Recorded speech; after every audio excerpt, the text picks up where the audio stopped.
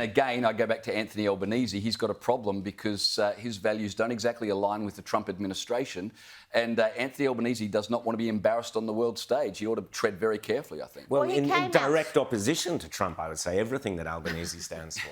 Well, pretty much. Penny Wong. He did come out strongly and make a statement about Australia and his support for Ukraine and President Zelensky, which is all good and well, but during a week when he's been utterly inept, he hasn't actually stood up for Australia whilst we've got Chinese warships not far from our borders doing God knows what without advising us, sometimes starting these very aggressive manoeuvres and then telling us about it later. And he just seems to be shrugging the shoulders and going, well, strictly speaking, they're not breaking any international laws, they're in international waters. Why are they here and doing these exercises so close to us? Obviously, it is sending a message and it's not a friendly message. And I would like to see the Prime Minister be a little bit more animated, a little bit more outraged on our behalf and making a stand for Australia. That's, I think, would fill people with a great deal of confidence that the Prime Minister is seeing what's happening and he's not okay with it and he's bold enough and strong enough to make that clear to the Chinese Communist Party instead of kowtowing to them endlessly. Well, Scott Morrison has come out and said that he finds Albo's reaction to the Chinese extremely disturbing.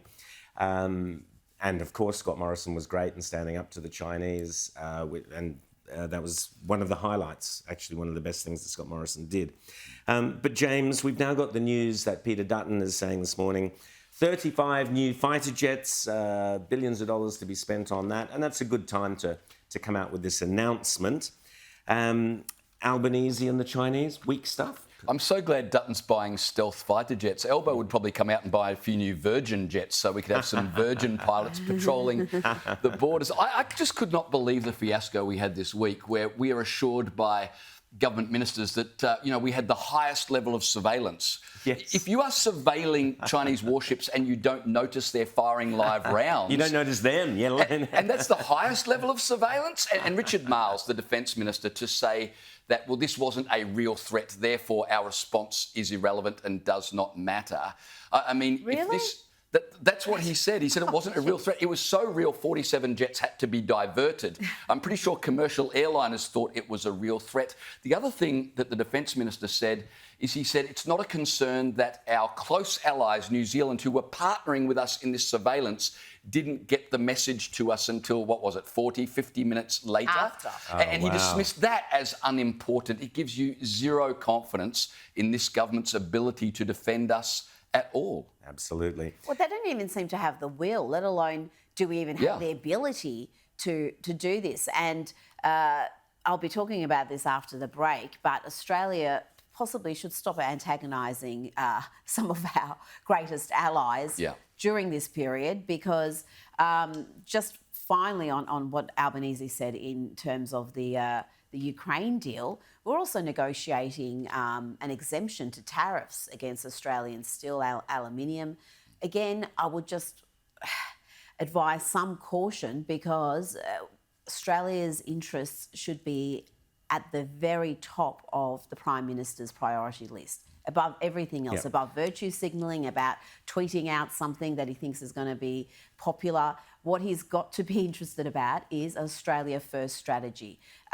He might want to call it something else because that sounds a bit like the Trump agenda, but this is what Australians want. We want to have a Prime Minister that prioritises our country and our interests and our living standards and our safety above all else.